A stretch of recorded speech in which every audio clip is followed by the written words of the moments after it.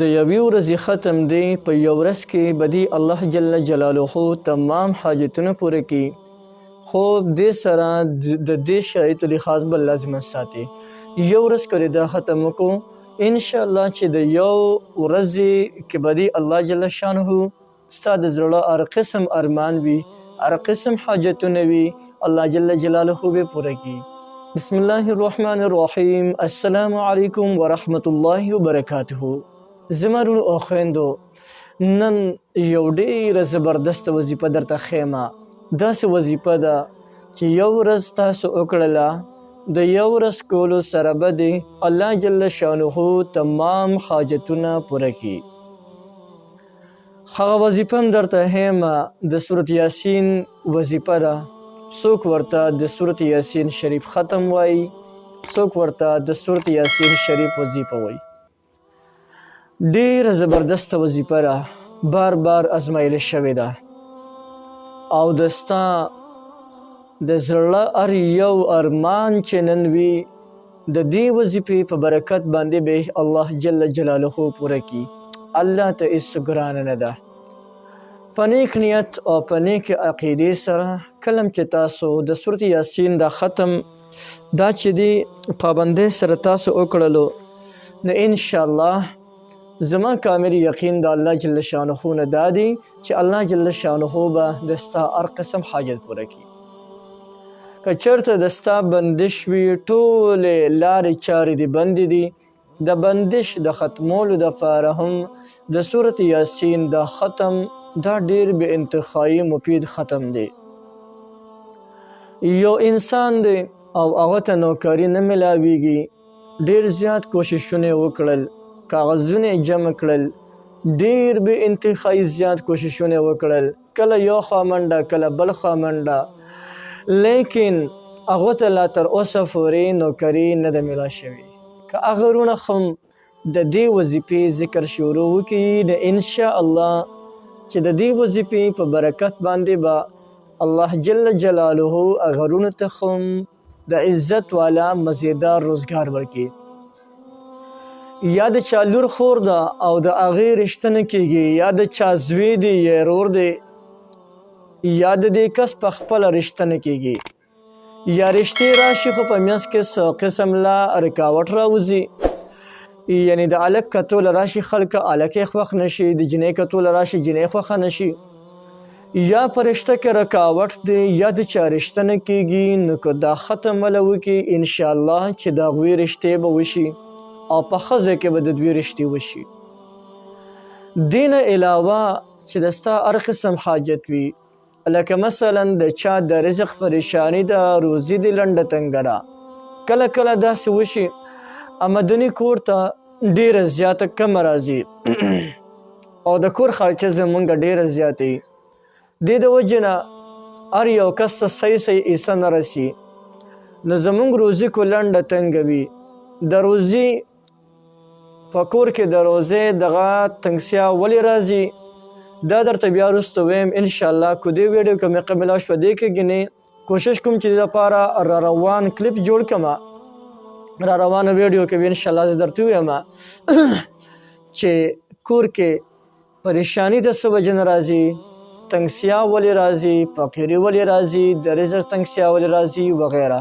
دا به انشاءالله په را روانه ویډیو کې درته بیا ویم.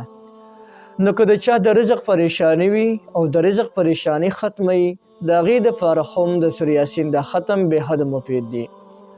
او ډېر کسان دي چې په هغوی باندې قرضونه روښتي دي، بعضې کسانو باندې دومره ډېر قرضونه روښتي دي چې د هغوی دا سټ یې بلکل رانیولی دی. نو هغه قرضدار وروڼه چې هغوی د خپل ځان نه مایوسه شوي وي، او داسې وروڼه چې هغوی وی یاره ما سره خو به چېرته هم پیسې پیدا نشي، دا قرضونه به ما باندې ټول عمر وي. او د بعضې خلکو نه زه داسې الفاظ اورم چې هغوی وی ټول عمر زموږ په دې قرضونو په دې غمونو باندې سر دی. بیا به دې په دې غمونو باندې سر نه وي، نن نه انشاءالله چې دا وظیفه تاسو شروع وکړئ. نو د قرض د ختمولو دپاره انتهایي مجربه وظیفه ده، او د قرض نه علاوه د هر حاجت دپاره ستا په زړه کې کم حاجت دی، د هر حاجت دپاره ډیره زبردسته او مفیده وظیفه ده. بار بار ازمایل شوې ده او بار بار پکې الله جل شانه خلقه چې دی هغه پکې کامیاب کړي دي. راځي د وظیفه هم درته ښیم او د دې وظیفې کولو طریقه هم درته ښیم. وظیفه د سورة یاسین شریف ته. د دې وظیفې کولو طریقه دا ده که یو انسان په یوازې باندې کولی شي ډېره ښه ده، او که په یوازې نشي کولی د ځان سره د کور مالت خلک راغونډ کړي یا د ځان سره یاران دوستان راغونډ کړي او په هغوی باندې دا وظیفه وکړي نو خو هم کافي ده. یو ځای به له منتخب کړي، یو وخت به له منتخب کړي او په یو ناسته باندې به 40 پیرې د سورة یاسین شریف ختم وکړي. که وظیفه ورته وي که ختم ورته وي د سورة یاسین شریف ختم به 40 پیرې وکړي. خو داسې اندازې سره وکړه چې په دې کې منځ کې څه الفاظ ملفاظ د نه پاتې نشي، او د دې ختم په دوران کې به چا سره خبرې اترې نه کوي او ټوله توجه به د ستا د دې ختم طرف ته برابر وي. نو که ته چېرته په یوازې باندې کې نو په ذهن کې د خپل حاجت چې کوم حاجت دی هغه ځان سره حاضر ساته چې زما دا حاجت دی، د دې حاجت دپاره دا ختم کومه. خو دا خبر یاد ساتئ چې پکې به ډوک بوک نه کوئ، ځکه کله کله دا زنانه راغونډې شي او هغوی د سورة یاسین شریف دا ختم کوي نو بعضې زنانه پکې ټوپونه وایي. ټوپ معنی دا ده چې هغوی کم ځای وي نو بس هغه پکې پرېږدي او مخکې لاړ شي. لکه زه یو ځلې مونږ ناستو مسجد کې او مونږ ختم کولو، حالانکه مونږ ته یاد دی په یاد راته یاد دی، خو بیا خو په کتلو سره مونږ کوو ولې چې په دې کې اجر زیات دی. نو ما له سورة یاسین شریف یو پیړۍ هم نو ویلې چې هغه یو کس پخوا ختم کړو او دویم ځل باندې شروع کړې وه. نو که داسې ختم وي نو داسې ختم هېڅ بنیاد بیا نشته دی، حاجت نشي پوره کېدی. ختم هغه دی چې په اطمینان، په تسلی، په سکون سره وشي. یو زمونږ شیوخو به مخکې ویلي چې کله به زمونږ په دې مسجد کې دا کسان څه کړل چې دوی به چې دي 1000 لمونځونه کول، نو هغوی به ورته ویي بچیانو 2 خبرې دي،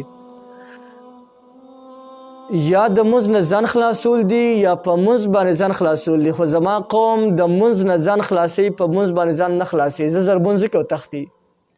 بعضې زنانه هغوی د سبق نه ځان خلاصوي، نو داسې زنانو باندې د دې ختم نه کوه.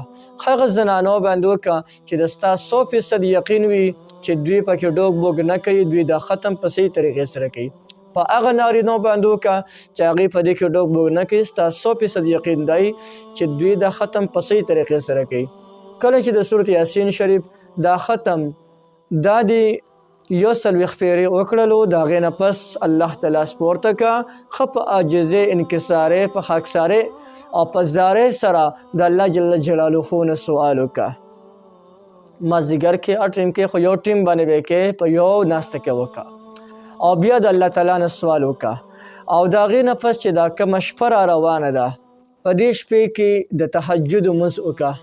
او د تهجد نه پس چې ته کله دعا کې نو دا دعا کې یا خو موږ داسې دعا کوو چې بس لاسونه اوچت کړو، بعضې کسان داسې دي که نه بس صرف لاسونه اوچت کړي، نه داسې دعا مه کوه. د دعا کولو طریقه درته ښیم. کله تهجد دې وکړل او دعا کوي نو دعا دپاره لاسونه مه اوچتوه، بلکې د دعا دپاره الله ته په سجده باندې پروزه او سبحان ربی الاعلی 3 ځله وی، 5 ځله وی، هر څه نه وی. سبحان ربی الاعلی، سبحان ربی الاعلی، سبحان ربی الاعلی. مثلا 3 ځله دوی ویلې په سجده کې، او د هغې نه پس په حالت د سجدې کې الله تعالی ته د سترګو نه اوښکې تویې کړه. یو دویمه خبره چې په حالت د سجدې کې ښه په زارۍ سره سوال وکړه د خپل حاجت.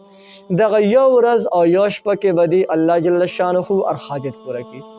او ډیره مبارکه طریقه مې درته وښوله، ډیره مبارکه وظیفه مې درته وښوله، لیکن دې سره یوه تنبیه در کومه چې د غلط کار دپاره کو تاسو استعمال کړه، زما د طرف نه هېڅ اجازت تاسو ته نشته. د غلط کار دپاره معنی دا ده چې چېرته دشمن ته پې خیرې میرې وکړي. بعضې کسان هغوی دا چې وکړي وظیفه وکړي نو بیا پې باندې یا الله دا پلانکې تباه کړي یا الله پلانکې، نه، د دې دپاره قطعا زما طرف اجازت نشته. که تاسو وکړل زه به د قیامت په ورځ د ستاسو نه بري یم، تاسو به د خپل ځان په خپله ذمهوار یې. البته د ښو او د نیکو کارونو دپاره دا وظیفه تاسو کولی شئ.